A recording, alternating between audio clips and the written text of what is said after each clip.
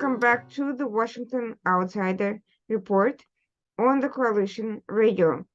For those newly joining the show, my name is Irina Zuckerman, and I'm the editor-in-chief of the Washington Outsider.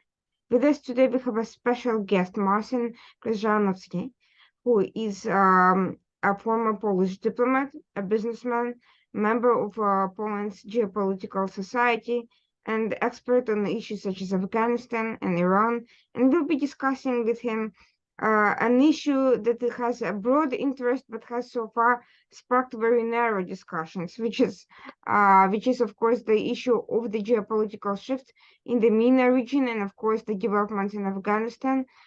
So far we have been focused on a very US and China-centric view of these developments, but it would be interesting to see how Eastern Europe and Poland are impacted by the normalization with Iran and Syria, and of course China's and Russia's growing roles in the Middle East and in Afghanistan. Thank you so much for joining us today.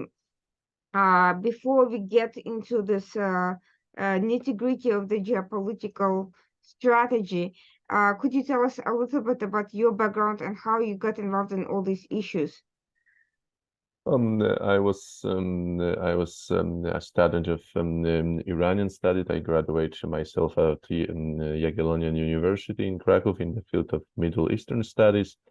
Later on, I spent a few years in Afghanistan as a Polish consul and deputy head of the mission of the Polish embassy in Kabul.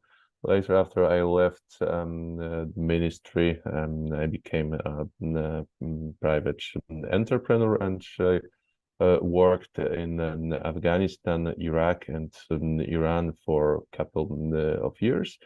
And later on, I've started again academic career as a lecturer of the Jagiellonian University, and currently I'm also a PhD student and independent researcher. And my main topics are issues connected to the Middle Eastern economy, especially Iran, security situation, and social changes in the Middle East, with focus on Iran and Afghanistan. So it's very interesting because we don't often hear from people who've done business in these countries. We hear a lot from geopolitical analysts, from politicians, and from the military personnel, but not so much from the microeconomic perspective. What was it like working there in those countries? It was hard as the business culture there is different than business culture in Western countries, including Europe. But after the first few hard months, it was very nice, although still a hard job, and it gave me a very interesting perspective and additional input to my research, as I more familiar with the mechanism, this economical mechanism of the Middle East than most of analysts and experts. I'll get straight to the point with my next question, which is how do you deal with what appears to be a significant amount of corruption in the business culture there? It's the main part of those differences I've mentioned. Unfortunately, the corruption and nepotism is a real plague in the Middle Eastern economies, and Iranian economy is no exception. Of course, with Iran, the additional problem are international sanctions against Iran, but that's another topic. So how do you get around these issues when you are faced with incredible amount of graft, with nepotism, with entrenched issues? How is it possible to succeed in such an environment? It is very hard, but it's always take a long time to success, and sometimes, of course, failure is also an option. But with a good background as mine, because before I started doing business in the Middle East. I spent a few years there as first as a student and as a diplomat. So I was able to avoid much of the let's say much of the risks and the problems connected to the specific conditions of doing business in Middle East. But unfortunately, sometimes I was forced to abandon a promising project because I was unable to cope and to deal with corruption, or I couldn't face the nepotism present in that area. I find it interesting because Iran, in particular, very much likes to differentiate itself from tribal societies, particularly Arab societies, by being a different sort of society. And yet, despite all of that, the nepotism there is just as strong, although it may manifest itself a little bit differently. But the issues are um, very much similar, which brings us to the point, which is the shifting climate in the Middle East. Despite all these difficulties, despite the sanctions, despite um, a sort of Cold War that's going on between the US and some of the European countries and Iran and its some of the states and proxies that are aligned with it, uh, it it's been doing pretty well, especially in terms of energy. And despite its differences, cultural and business differences with China, their business has also been growing, and this has been ongoing before the latest wave of China brokered deals and normalization. So I'm curious whether that kind of growing business and financial economic relationship, how has it contributed to China's political leverage and ability to broker those deals? And China is seen as by many Middle Eastern countries, especially Iran, as a counterbalance to United States, and China is seen as a power horse able to get out from the United States scope. Most of of Middle Eastern countries in the last few years are trying to emancipate a little bit, trying to be more independent in the field of policymaking and economy. And as I said, China is widely seen as counterbalance for the United States, especially by Iran. China was able to help Iran to survive the United States maximum pressure campaign, as China remained the last big buyer of sanctioned oil of Iran. And by that, China helped Iranian economy to survive its worst crisis in 2019 and 2020. And by that is seen by Iranians as chance to strive even more. At the moment, after the war in Ukraine started, Russia also joined that counterbalancing club, and especially for China, the current circumstances are very favorable. There is a lot of tensions. The scope of the United States shifted from the Middle East first to Pacific. region, at the moment more to Europe.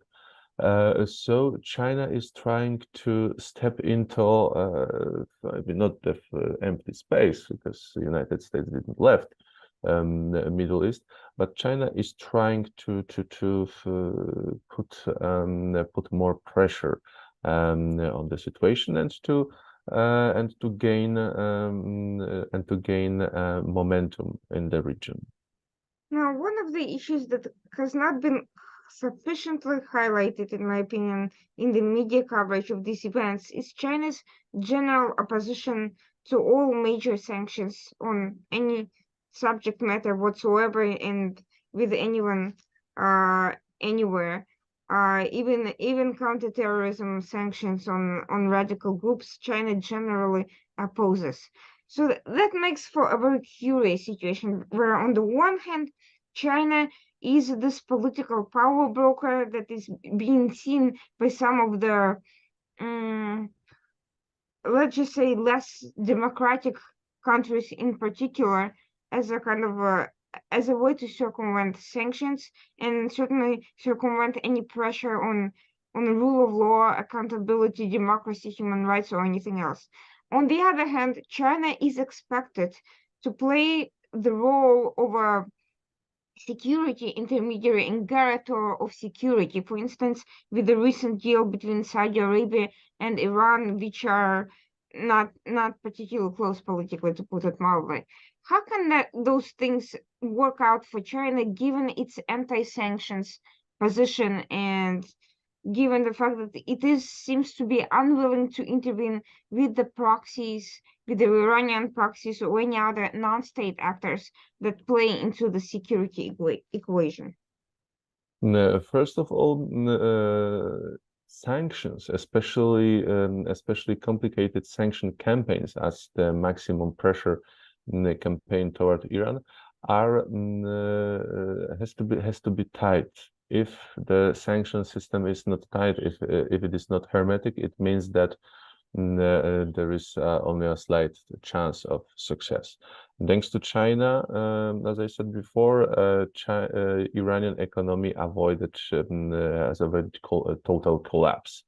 It ended only with crisis. For the China, it's a chance to be a power counterbalancing power broker in the region. For example, in the case of Iran, China was widely seen as a helper, and thanks to the sanctions, it's worth to say, China was able to buy a lot of this cheap, maybe not cheap, but discounted oil from Iran, which is a huge advantage for Chinese economy. And by dealing with various proxies in the area, Chinese are able to establish a vast network of informal contact, political and economical. And in case of necessary, they are able to use their influence over politicians. Chinese footsteps are getting more and more visible in the Middle East, although Chinese policy is very nuanced and balanced. China wants to do business, China wants to influence the region, but without being engaged in ongoing conflicts. The best example of that were the relations between China and Iran and Saudi Arabia. Each step toward Iran needed to be balanced by a similar step toward Saudi Arabia. If one day Saudi foreign minister paid a visit in Riyadh, soon later such visit should be repeated in Tehran. And another good example of increasing Chinese influence is a deal, an agreement between Saudi Arabia and Iran, brokered by Beijing and signed in Beijing. For China, such agreement is another chance to gain additional influence and additional profits, as conflict is not good for business, especially between two main powers of the region. China was able to lower tensions a little bit. With lowering tensions, more investment is possible in one or another country. But given Iran's long-term religious agenda in the region, which is in direct conflict with Saudi Arabia, how can China protect its own investments from eventual disruptions? It is very hard not to say impossible, although let's say real life and business and money usually prevails over values. And Iranian influence in the region is, as you indicated, mostly based on religion agenda. But Iran is able to tone down its own religious propaganda and be focused on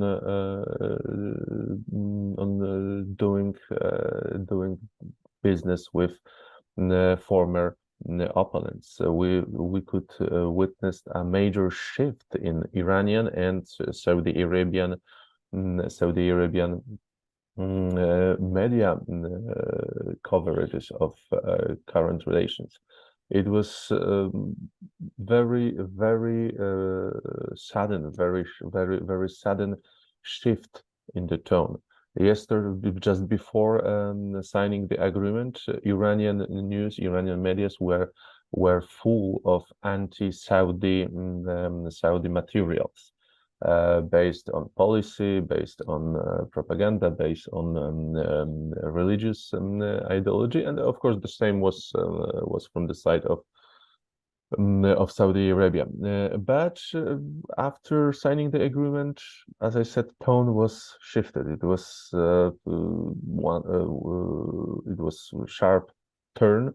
And at the moment, the very same newspapers are full of articles full of materials praising Saudi Arabia and Iran, respectively, and the former hostility is nothing. It's null and void. There is no even mention about that. And as long as the deal, as the tent between Riyadh and Tehran is fruitful for both sides, the religious part of the former, let's call it former conflict, will be put into the closet. Well, many of us forget that the relations between Saudi and Iran have been diplomatically normal up until 2016, even with an attempted assassination against the Saudi ambassador Al-Jubair at the time in the United States. That didn't sever the relations, and nothing, and they kept on going up until the Saudi embassy was attacked in Tehran. Now, you just made a very good point, which is that economic, pragmatic considerations beneficial to both sides create the pragmatic need to restrain extremist rhetoric and geopolitical antagonism. What happened in 2016 that broke that balance? What pushed Iran to attack Saudi Arabia at the time? And why are they seeking or are willing to engage in rapprochement now? What is their long-term goal, given that even when they had diplomatic relations with Saudis, they kept engaging in behavior that would naturally be disruptive to such relationship? Yeah, that time, I mean, 2016 was a peak of Saudi Arabia, or to be more precise, Prince Mohammed bin Salman, assertive or aggressive policy in the region. He was trying to counter Iranian influence in Iraq, in Syria and Yemen. Saudi Arabia was kind of surrounded by Iranian influence, Iranian proxies, so tried to strike back. That's the part of countering Iranian activities was to control Saudi Arabia Shia population, which was heavily influenced by Iranians. So the tensions was very high that time, and that drop which overfilled the bowl was execution of Shia clergymen in Saudi Arabia. That sparked protests and demonstration in Iran, especially in Tehran. And after crowds stormed the embassy, the case was closed as the embassy itself. And but after a few years of tension, few years of let's say Cold War between Iran and Saudi Arabia, both countries figured out that it is impossible to defeat another one, and that ongoing conflict is harmful for the economy. Iran is facing a long-term structural economical crisis. Saudi Arabia, especially Crown Prince MBS, wants to focus more on internal affairs, as the Saudi 2030 Saudi Vision reform program. Fighting crisis and being focused on the Saudi Vision is impossible, literally impossible in the situation of conflict with such powerful enemy as Saudi Arabia and Iran are to each other. So both sides decided to put hostilities aside and focus on making money. Well, given the fact that Iran's proxies have not actually gone anywhere and Saudi Arabia is still surrounded by them, would it be fair to say that Iran may be getting the better of the deal? At the very least, it can say it has won in the sense it hasn't had to sacrifice those proxies and that regional control while still making money. That's true. The rapprochement with Saudi Arabia and it's a new chapter in the relations with Saudis doesn't mean that Iranian proxies will simply disappear. They are still in place. The Iranian influence is well established in Syria, is undeniable in Iraq, and quite strong in Yemen. Although after the reapproachment, Iran is scaling down its activities, especially in Yemen. There's a possibility that soon serious peace negotiations will start, and Iran decided, as a part of agreement, decide to lower its activities against Saudi Arabia. At the moment, especially with the let's say fiasco of Abraham records, at the moment there is no really deep problem between Riyadh and Tehran. The most important issue was Yemen and Iranian influence over Shia population in Saudi Arabia. With agreement signed and with ongoing normalization, Iran will just restrain itself from anti-Saudi activities for a while. But as you said, the agreement is, to be honest, a victory for Iran, because it is kind of confirmation of Iranian influence in the region, and a kind of confirmation of Iranian very strong position as the regional power. In fact, I would even go a step further and say that given that Iran up until recently has denied its weaponization of various groups in the region, the Houthis and so forth, and claimed that they're not really dependent on Iran, I would say it can equally claim to have no control over them if they continue to attack Saudi Arabia, and basically say that they have distanced themselves and have bear no accountability for what happens next. The sheer amount of weapons floating in the region, including in Yemen by now, may suffice for continuing attacks even with Iran's any further contributions.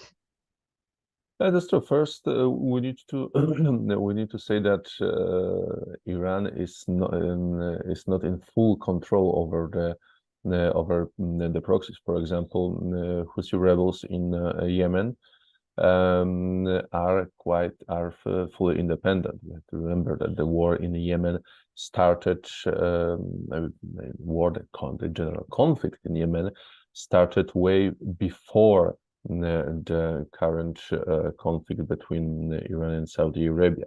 It predates it, and Iranian influence over it is limited. Iran was able to add something to that conflict. Iran was able to encourage Houthis. Iran was able to make them stronger.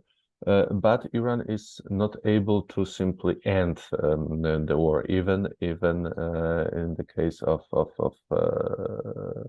full backdrop from Yemen. But at the moment, Iran can influence its allies, its proxies, and pressure them to sit with Saudis in a negotiation table. And except for that, we are also witnessing reapproachment between Saudis, or more general Gulf countries, with another Iranian ally, Bashar al-Assad from Syria. And once again, this is a confirmation that Assad won the war. Assad long time was treated as a pariah by other Arab countries, but at the moment reapproachment is in its full swing, and most probably soon the hostility between Syria and Arab countries will end, and it will be another sign of Iranian influence in the region, and it will be a confirmation that Iran is able to be maybe not kingmaker, but for sure power broker in the region. And then that brings us to another point, which is the third member of this triumvirate: China, Iran, and also Russia. Russia was losing steam for a while thanks to its military misadventure in Ukraine. It had to relocate its forces out of Syria. It had to relocate S-300s out of Syria. All of a sudden, we're seeing Russia making deals between Saudi Arabia and Assad, between Turkey and Assad, bringing various parties to Moscow for re-engagement. and sort of reasserting itself diplomatically after becoming essentially a pariah state in the Western world. In the Middle East, it's regaining legitimacy as a country that is able to bring together these relationships despite being militarily weak. How is that possible? How can Russia play that role given that it's essentially humiliated itself internationally in terms of military power? Military power is something that the Middle Eastern states very much respect. They also like money, but from that perspective, China would seem to be a more natural player than Russia, which has just been losing ground exponentially. So how do you explain this development? Well, a weaker player is still a player. Russia is losing the war in Ukraine, but it's still a very important political and economical player in the Middle East, and which is most important. For long years, Russia was widely recognized as an opposition to United States and so-called United States imperialism. And many Middle Eastern politicians, many Middle Eastern citizens are seeing Russia as another counterbalance, another player in the game for world domination. And as United States are perceived by many countries in the Middle East as a kind of imperialist power or post-colonial power, Russia is seen as a chance to oppose United States. Many of countries which are supporting Russia are not supporting Russia because they love of Russia, but their hate against the United States. So it's not about supporting Russia; it's about playing against United States. It's a very interesting situation where Russia, as a significantly weaker political, military, and economic power, I'm not counting the oligarchs and their individual ill-begotten resources, I'm talking about the actual economy. Nevertheless, is playing outsized influence in a significant part of the world, in part due to natural resources, but and in part due to the fact that the US has given up refinement of a lot of these raw materials, but also in part to its ability to kind of play off these rivalries and take advantage of the situation. And normally, a weak military power would be isolated. It would be looked at with contempt. But Russia is able to navigate everyone's haters of other players to its own advantage. Quite interesting. But what's interesting to me is I'd like to kind of get back a little bit to Europe from here. And what Russia's bringing together of Turkey and Syria means for the ongoing efforts in Ukraine. Because up until this point, Turkey was playing kind of a double role. It negotiated the grain deal between Russia and Ukraine, but at the same time, it was holding up nominations to NATO of Finland and Sweden and causing and buying Russian weapons and accepting Russian currencies and dealing with helping Russia overcome sanctions. And now but the one major thing that was still kind of keeping it on the West, on NATO's radar, was the fact that it was blocking Russian Navy and causing it the problem of transferring more weapons and fighters to Syria. And of course, from the Syrian perspective, Turkey, was a troublemaker. It was essentially occupying and influencing parts of the country, and these tensions kind of put limitations on both countries. Now they're about to normalize, or at least starting discussions towards that. How can that impact what happens next?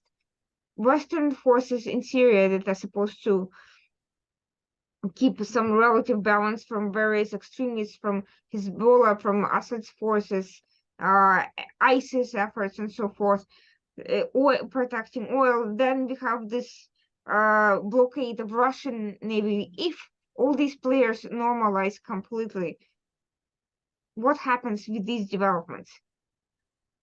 That's very important and interesting question. And the Turkey plays a very important role in the NATO and NATO policy. But although Turkey is a member of NATO, it also has its own agenda. President Erdogan policy is based on the old, almost Ottoman resentment, and Turkey wanted to carve out as much of Syrian pie as possible. However,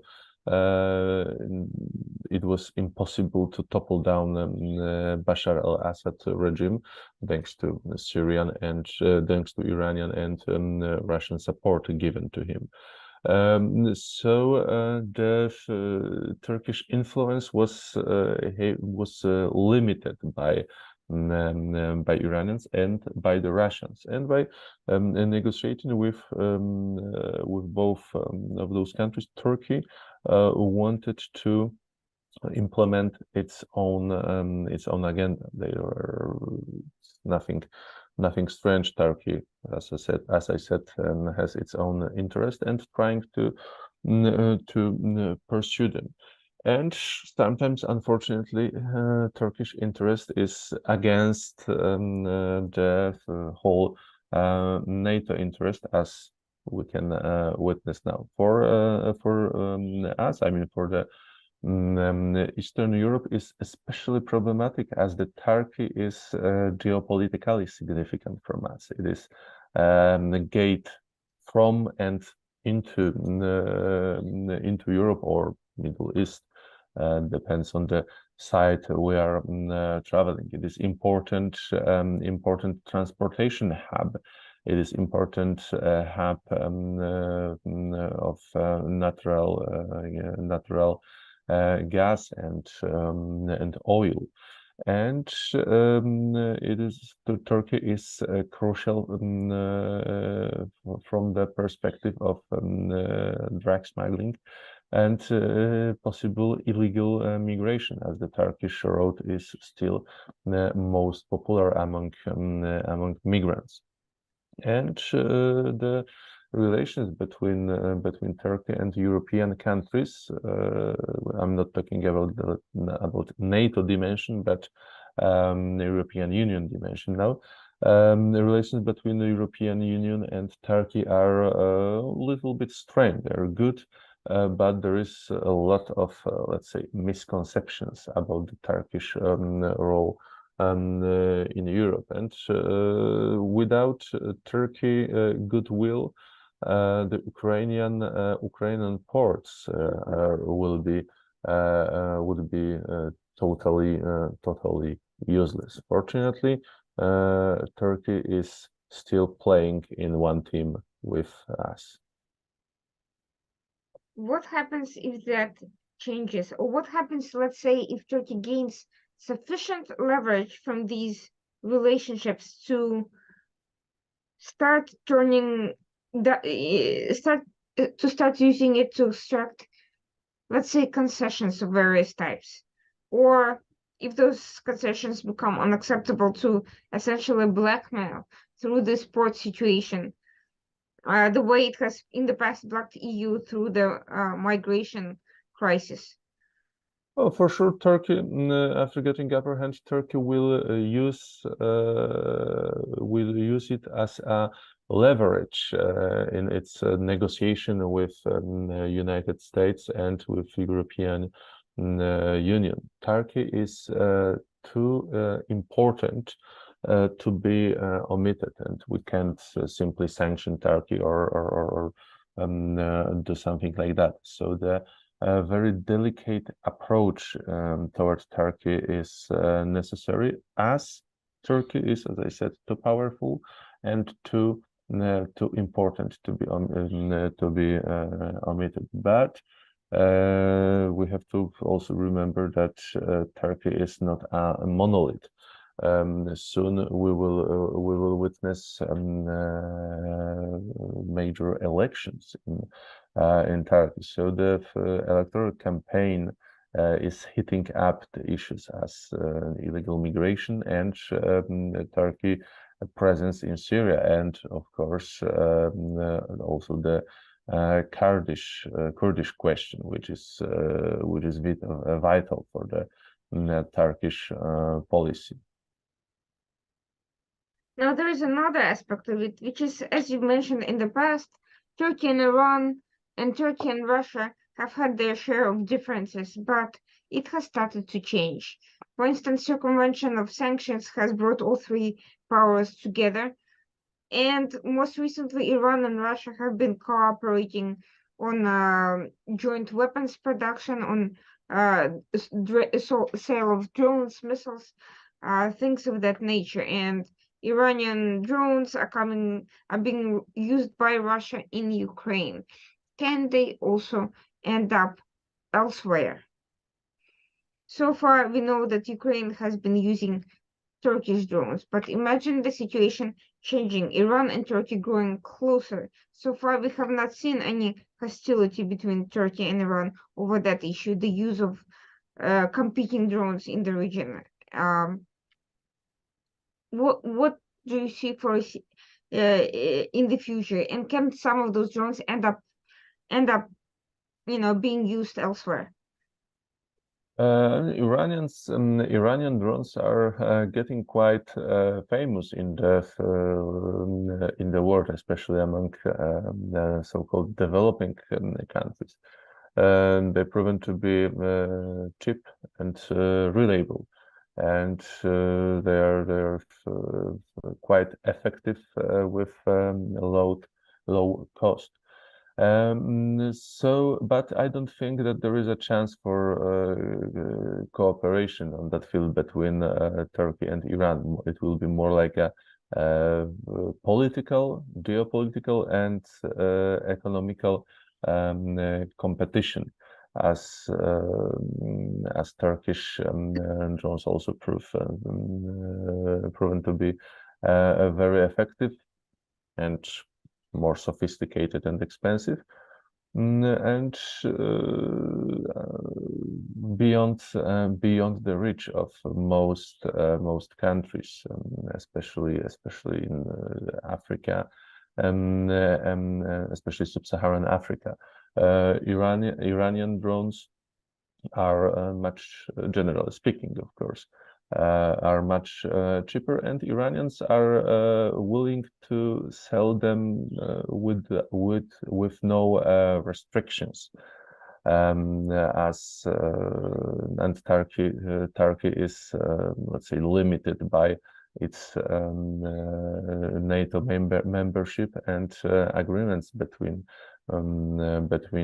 Turkey and the United States. Iran has no such obligation, so it is. So Iranian drones are free to buy by anyone able to pay for them. And as Iran is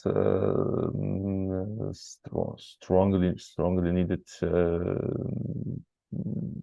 money to fight the ongoing crisis of its economy, for sure will be interesting in doing deals with new clients, new buyers, and it poses a danger for the regional stability. Such drones sold to African countries will hit up local conflicts there. One of the issues that I've been hearing some rumors about is Serbia's potential interest in Iranian drones. So far, the tensions with the in the Balkans have been managed. They haven't gotten to the point of extreme escalation, but if drones and missiles and weapons of that nature enter the picture, that may change. What happens if another conflict erupts, and how could that affect the war in Ukraine and surrounding areas? Well, a new conflict will be first of all will be a distraction. Conflict in Ukraine is very expensive in the matter of money and equipment, not to mention the cost of human life, of course. And if Europe and if NATO and especially United States will be forced to engage in and engage a little bit more in a different place, it means that less equipment, less ammunition, less money, less aid will be delivered to Ukrainian forces, which subsequently will affect the battlefield in Ukraine. So from our perspective and Ukrainian perspective, the peace in other places is most desirable situation. Although, as we mentioned, Iranian and Russian weapon exported to the hot points in the world it can be very harmful, as it would fuel up conflicts, especially in the sub-Saharan Africa region. Has the Russian-Iranian military cooperation shifted the calculus for European countries and especially for Eastern Europe concerning regional developments in the Middle East, and how this recent geopolitical shift of closeness to Iran and to Russia affected those countries and the way they viewed the relationships with them? It didn't affect Eastern Europe immediately and directly, but from the long-term perspective. First, we're afraid of Iranian-Russian alliance, because at the moment there is only deep military cooperation, not alliance per se. But Iranian, we before war we almost forgot about Iran. Iran was still is an object of sanctions, with internal crisis and almost perpetual economical crisis, but nothing more. Its involvement in the Ukraine by the side of Russia reminded us that the Middle East is very close to the Europe and very complicated area with very complicated political agenda. And Iranian support to Russia is not a danger for the Eastern European countries per se, but the more danger is that it gives Russia an upper hand in the term of extending its influence over the Middle East and over the Middle Eastern oil policy. Close relations between Moscow and Tehran and between Moscow and Riyadh are posing danger of increasing fuel prices, as all of those countries are interested in increasing prices of oil, and two of them, Russia and Iran, are subject of international sanctions. So those two are forced to sell its oil with a significant discounts. It is not comfortable situation for them, and Tehran and Moscow are trying to cope, to deal with those sanctions. And every success in their fight against sanctions is a defeat for us and a huge blow for our wallets, as the prices in petrol gas stations are getting higher and higher. Interestingly enough, Russia and Iran have also been exercising independently of each other various types of political influence. Russia with various, extreme parties, political parties in Europe. Iran mostly not so much political parties, although some political parties indirectly through lobbies, but also migrant communities and certain political class. Now that these two countries are coming together, Russia's been widely condemned for its war crimes in Ukraine. Iran has engendered a great deal of rather short-lived outrage over the women's rights issues and the protests and so forth.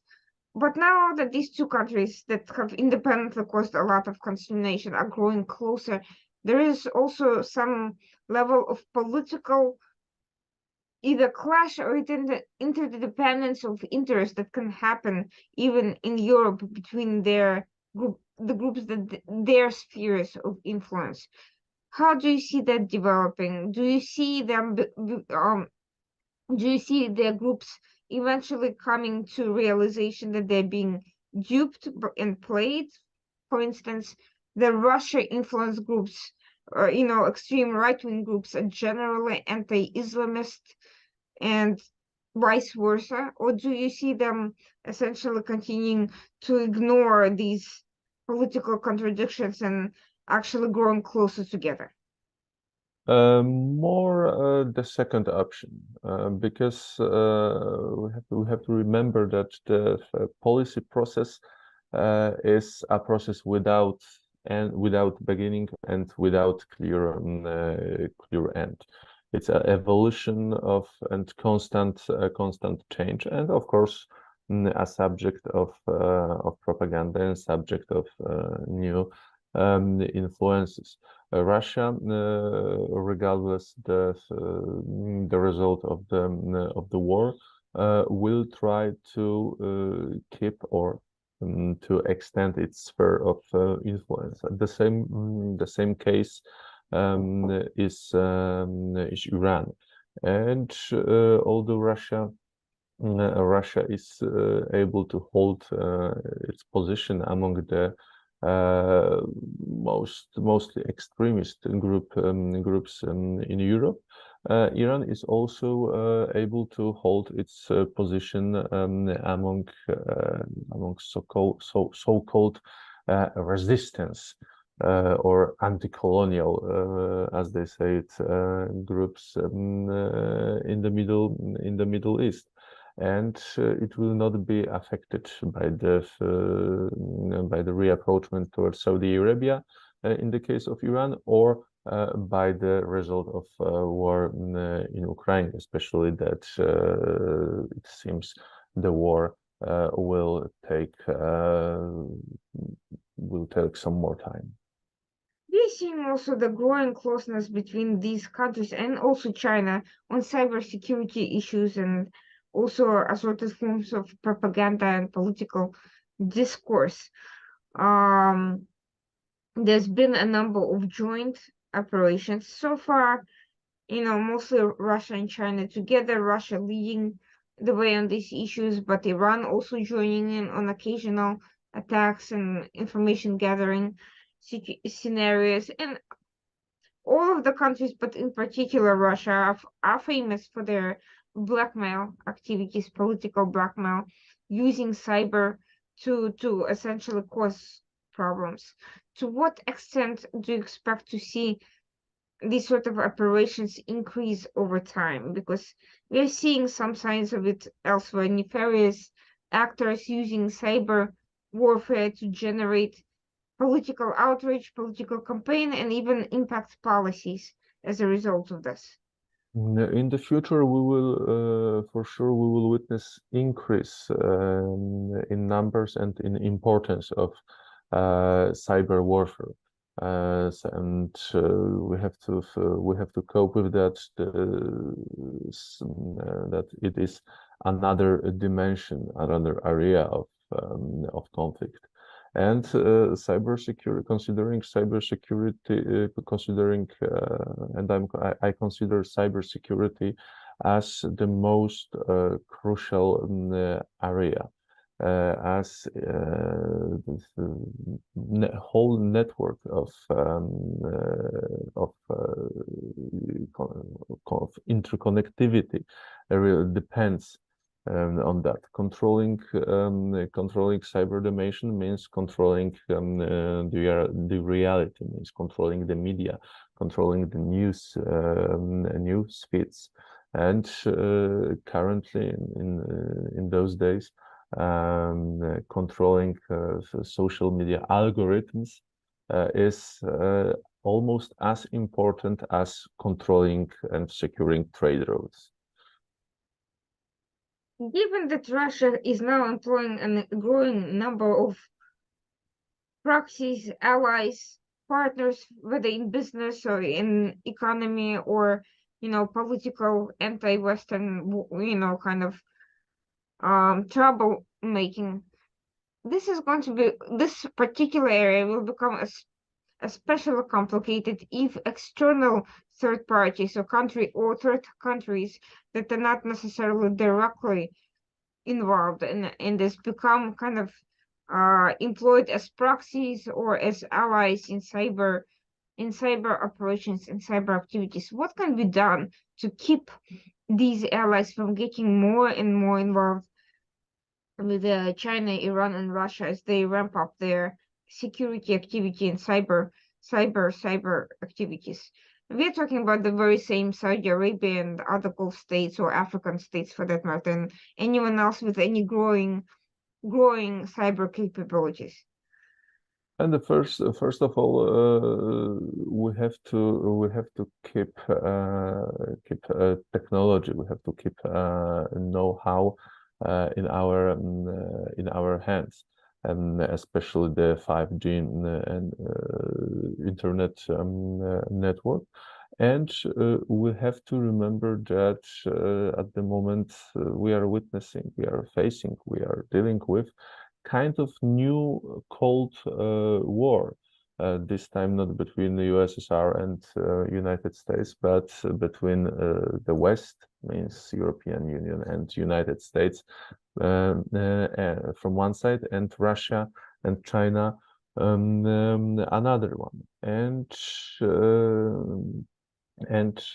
we have to be focused on the cybersecurity and on the chain of supply of microchips and another hardware equipment. It has to be it has to be done by us, for us.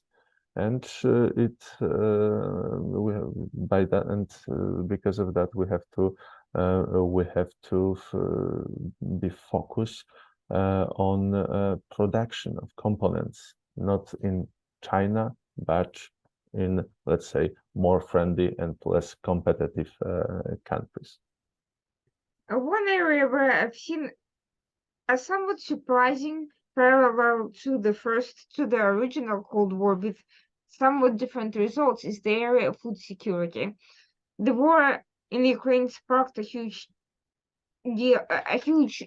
backlash in terms of the way especially developing countries have been affected. And while China has been making huge investments into infrastructure around the world with mixed results, I would say, Russia, China, and Iran have not been able to kind of compensate for the impact of food security. And this is where the West has a huge opening with these anti-colonialist developing countries that have been particularly vulnerable to this economic impact. But at the same time, the West is facing its own economic problems with inflation, with energy crisis, and so forth. So how can this situation be managed in a way that helps these countries dealing with their own economic problems, yet also kind of limit the engagement and the impact of foreign propaganda and these active measures by, relevant economic policy? That's very problematic because until very recently, we lived in a world shaped by unipolar policy, the world where the Cold War was only historical definition, and nothing. And we thought that nothing like this could happen in our times. And the world, the whole world, especially chain of supplies, production system, etc., was designed for circumstances where the peaceful cooperation is an only option. We've thought that the Fukuyama's end of history in the global economy will last long. First, the COVID-19 outbreak, then war in Ukraine changed our perspective, and now we have to do follow up. We have to change everything. We have to change the chain of supplies. We can't threat Russia and China as friendly or at least neutral powers ready to deal with us, regardless the policy. Now the economy and policy making is tied together more than it used to be before. And that's a challenge for especially smaller, weaker, and developing countries, because usually such countries are victims of change. Few of them can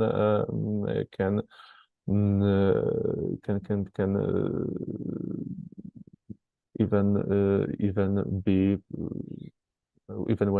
go bankruptcy, because they rely on the old system, which is which is unusable at the moment. We are seeing actually some of it impact even neighboring and friendly countries. Poland and Ukraine have had a dispute over grain. I wouldn't say dispute, but economic measures to prevent the flooding of Polish markets with the Ukrainian grain. How can this issue be handled in a way that does not help Russia exploit the situation?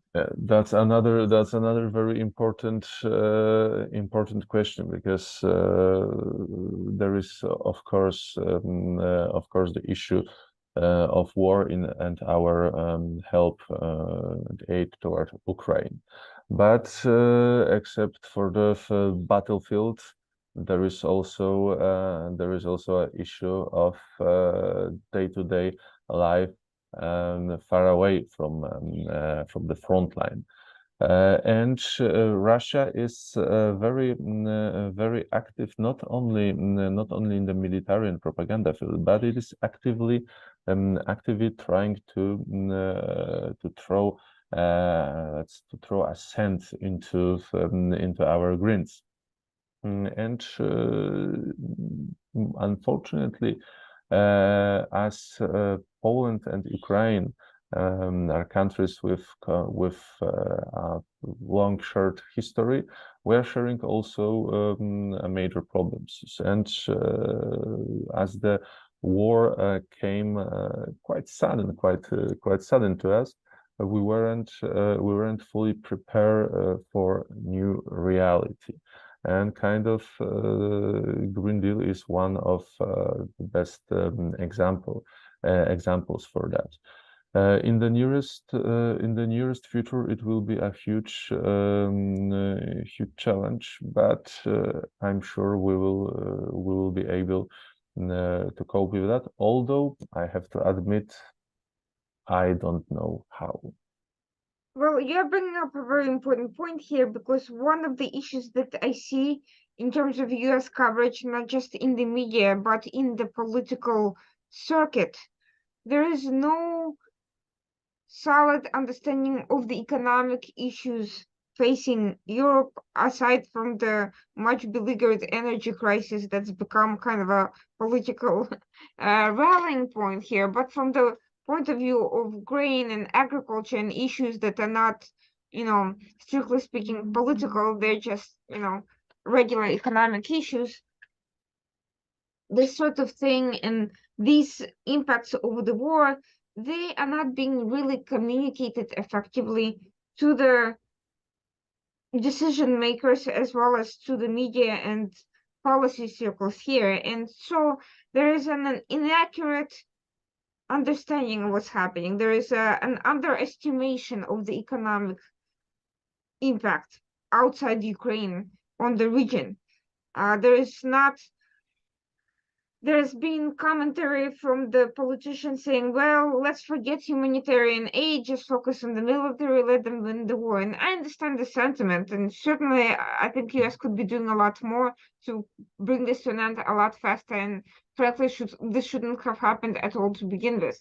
But given that the reality is what it is, the humanitarian and economic impact has been significant, and I don't think you can easily avoid facing those questions, or at least understanding what Europe is facing as a result.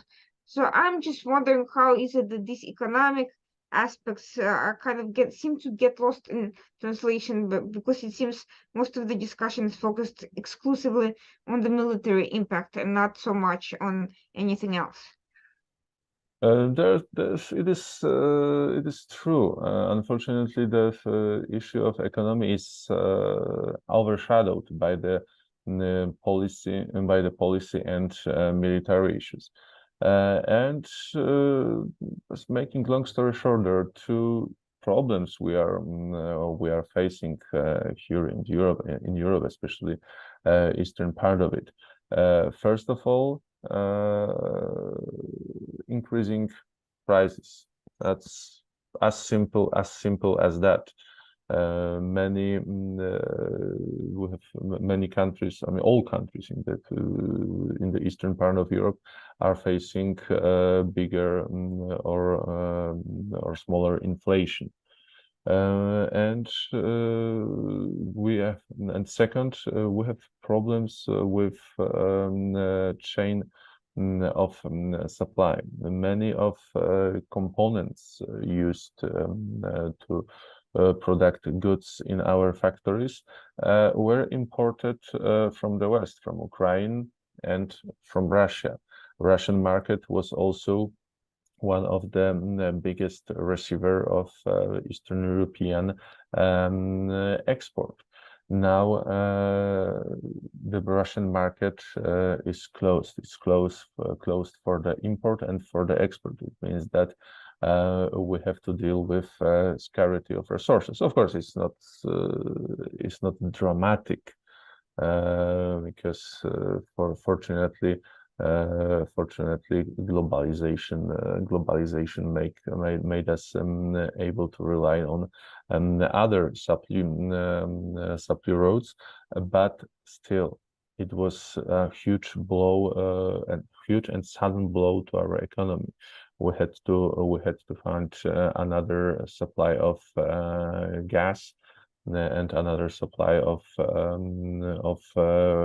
raw materials. And it once again contributed to increase of the prices in all markets.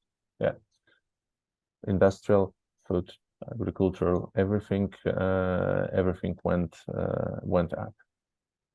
That brings me to another point, which is, many different countries have been reacting to Russia's threats by purchasing more weapons, trying to join NATO, European Union, or both, or, increase their relationships with those countries, which is all very positive, as far as I see it. But the one issue that is far more likely than Russia's, which is already stretched thin militarily, engaging in other invasions, is economic warfare, where unfortunately Russia does have a lot of room to maneuver between sanctions, circumvention, a new SWIFT system, or alliances with Iran, China, and so forth, and just kind of maneuvering these vulnerabilities and playing them up politically with certain segments of the population to bring different political outcomes in the future. And this economic warfare prospect, I don't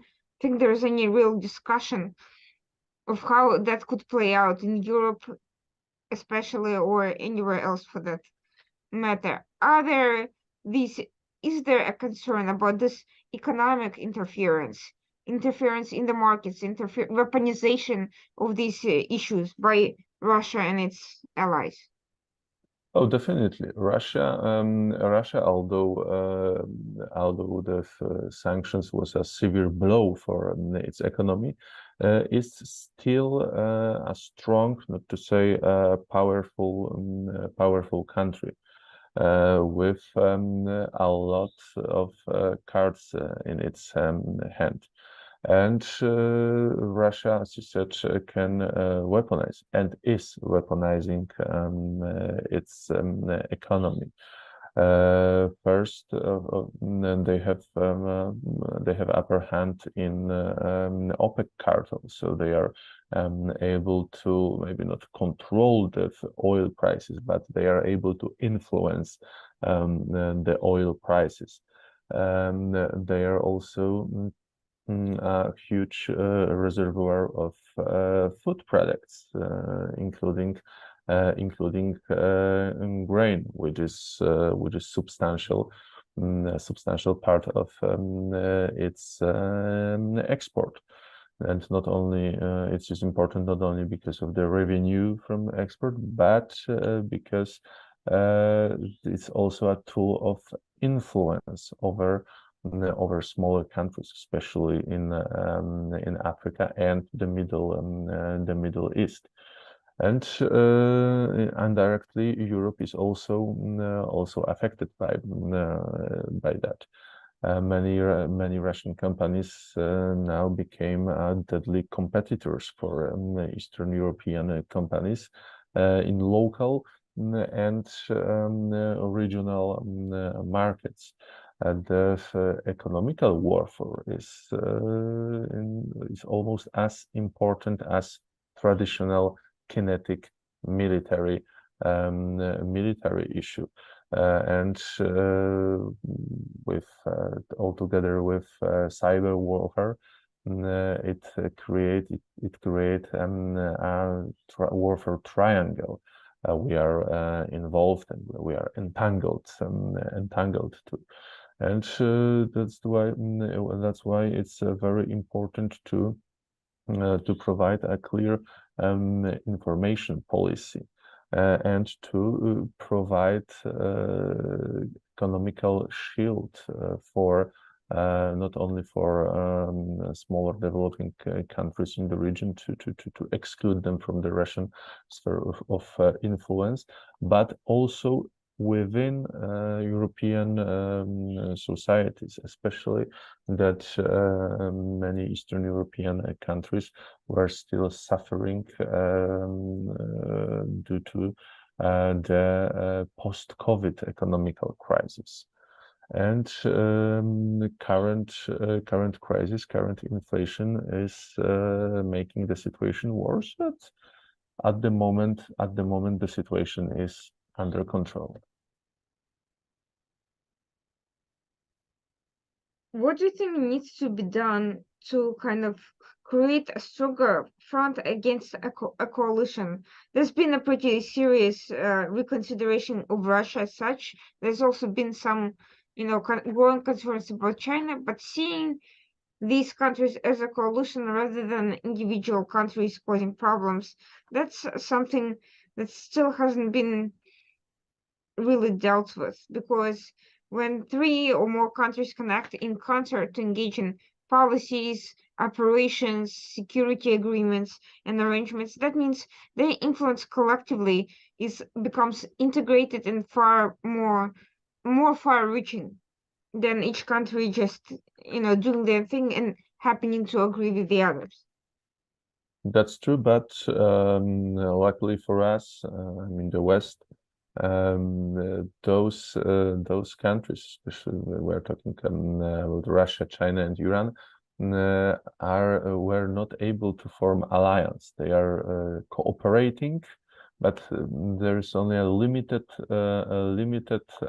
geopolitical cooperation, not alliance. There is too high level of distrust between those countries to form a kind of effective alliance. We have to remember that except of potential for cooperation, there is also potential for a conflict between China and Russia. Those two countries are, to be honest, geopolitical competitors. At the moment, their conflicts are put aside because they are challenging United States and Western dominance. A similar issue is in the case of Russia and Iran. Those countries are not friends by any means. They are forced to cooperate due to external pressure from the side of the United States and the West. But except few issues, as for example the North-South corridor and the support from Bashar al-Assad in Syria. Russia and Iran share no common interest, and until quite recently, until the last decade, they were strong competitors in the Caucasus and Caspian Sea area. At the moment, they are cooperating. That's true. Their cooperation is getting deeper and wider. But still, it's not alliance. It's not a friendship. It's just to be honest, forceful cooperation. Given these issues of distrust and differences in different long-term agendas, it would make sense to exploit them and to cause disruptions all the way up to the policy level, exacerbate distrust, cause issues between these countries. And yet I don't really see the Western world really treat them as such. And on the contrary, I see a very reactionary response to all this development. It's as if the whole world is caught by surprise that this is occurring, whereas I'm fairly sure that intelligence agencies and even political operatives have fair degree of understanding about the degree of communications between all these parties. So where is this disconnect between the level of information we are privy to and the very belated and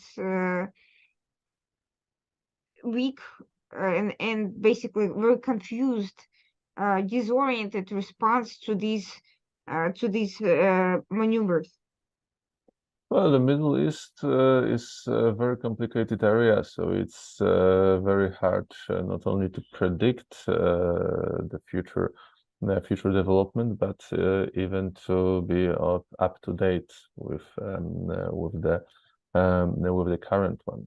And Iran is a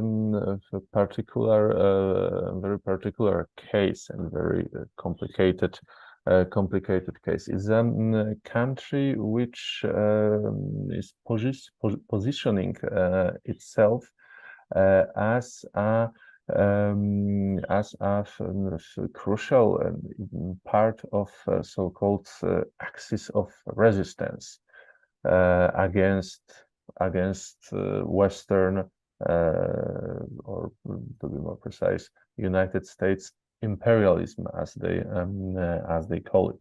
So it is very hard to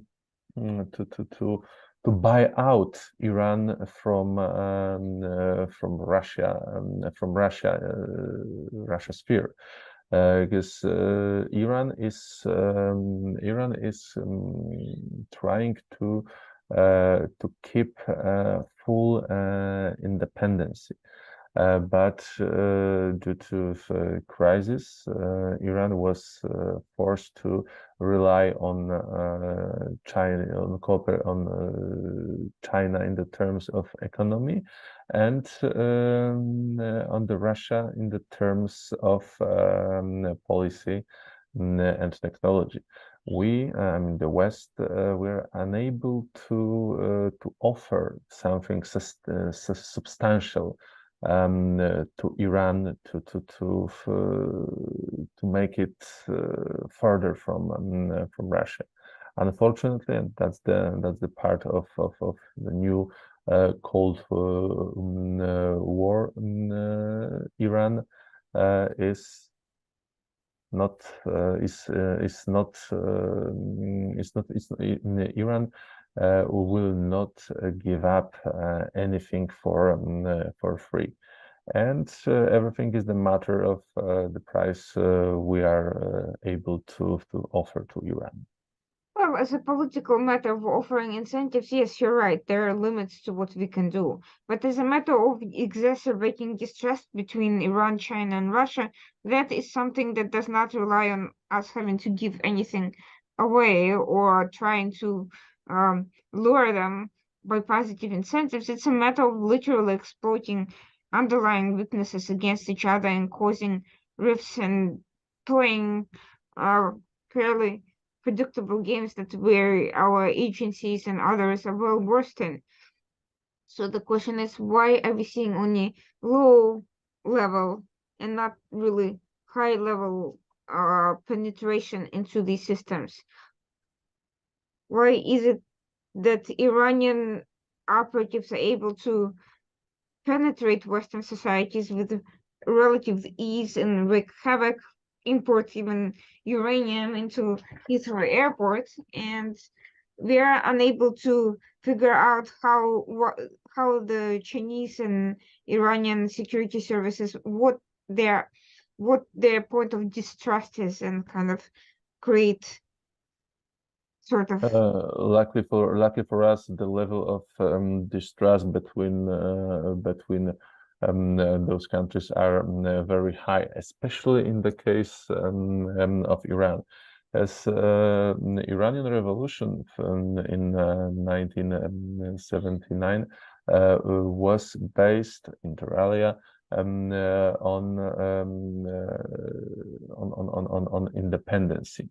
At that time, Iranian society perceived Iranian monarchy as a puppet of United States government, which, to be honest, was quite true. I'd say And British before American. yeah, that's true, and British all together with Russians, to be more precise, and that's why the Iranians are really committed to the issue of independency, full independence, not only formal but full independency of Islamic Republic, political independency, economical, military, any kind of any kind. Iranian politicians wants to play a role of a superpower, at least regional superpower, regional hegemon, regional dominant force. And that's why, for example, they are perceiving the Chinese influence in the region not only as a chance to attract some investments, to do some business, to sell oil, but also as a threat, because with money, China will bring political influence. At the moment, as I said, the Iranian economy is dependent on Chinese refineries. As long as Chinese companies are buying Iranian oil, Iranian economy will survive. But in case of any, let's say, political problems between those two countries, and shift of Beijing toward Riyadh, it would cause a serious problem for Iran. So they are trying, at the same time, Iranians are trying to attract Chinese investors, attract Chinese money, attract Chinese buyers, but at the very same time, they are trying to keep them as far as possible from the infrastructure, from the production facilities, etc., etc. It would be a shame if something happened to those refineries, but I don't think it's necessary for the foreigners to intervene for that to happen. Iran has plenty of its own internal actors who would be all too happy to make sure that that all that goes smoothly. That said, that brings me to the last point, which is I am very confused by the Western position on the Iranian opposition, given what you just said about the monarchy being perceived as British and Russian and American puppets, which is this push for Reza Pahlavi in the public media as some symbol of resistance, because there seems to be a perception that being anti-regime in Iran necessarily means being pro-American. But I don't think that's necessarily the case. Someone could be pro-regime, against regime, but also not necessarily interested in somebody who grew up in the US and has not really been in Iran. And this Definitely. separation of perceptions, to me, this very open push of the opposition, in the West, and conflation with the 80 million Iranians, and whatever they may think of it, that to me seems a very counterproductive tactic on behalf of Westerners looking to weaken the regime. In my opinion, they should be identifying native opposition that's, even if they're looking for a monarchy, there have been monarchies that were native to the region and not British or Russian or whoever imposed. So I'm curious as to how it came about that there is this obsession with something that's guaranteed to not work. The issue of Iranian opposition and Iranian diaspora is very complicated. In many cases, Iranian opposition in abroad is very influential, but only abroad. There is no influence over local opposition. First of all, there is no organized opposition in Iran. To be honest, it's a part of Islamic Republic policy to keep it that way. But anyway, there is no organized opposition inside of Iran. And as you mentioned, there is a possibility to be anti-regime, anti-Islamic Republic, and anti-American, anti-US at this, or so-called anti-imperialist, anti-colonialist at the same time. In many cases, support of opposition abroad to opposition figure in Iran is a kiss of death. Opposition outside Iran has no influence over protesters, over unorganized opposition in the country.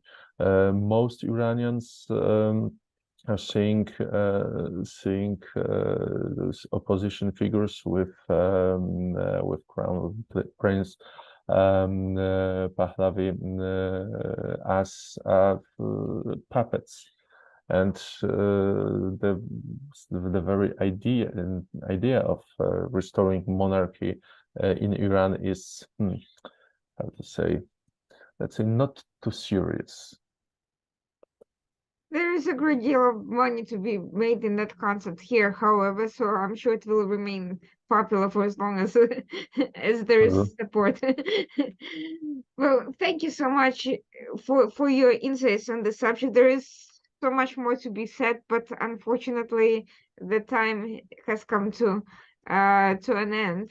But it does raise many important questions, which I hope our audience will examine further, as they're not really being addressed where they should be, which is in major policy think tanks, administrations, parliaments and congresses, and the media. They're being bypassed or overlooked, or maybe deliberately. So because these questions are quite uncomfortable in many Oh yes, that's true. in many subjects, but that's where I come in. I like to say out loud what nobody wants wants to. So um but I also hope that as a result of such discussions, we can increase the level of more open discussions, more cooperation on issues that are being overshadowed, forgotten, or just not really we're not used to managing jointly. I think there is much more room for cooperation, for strengthening relations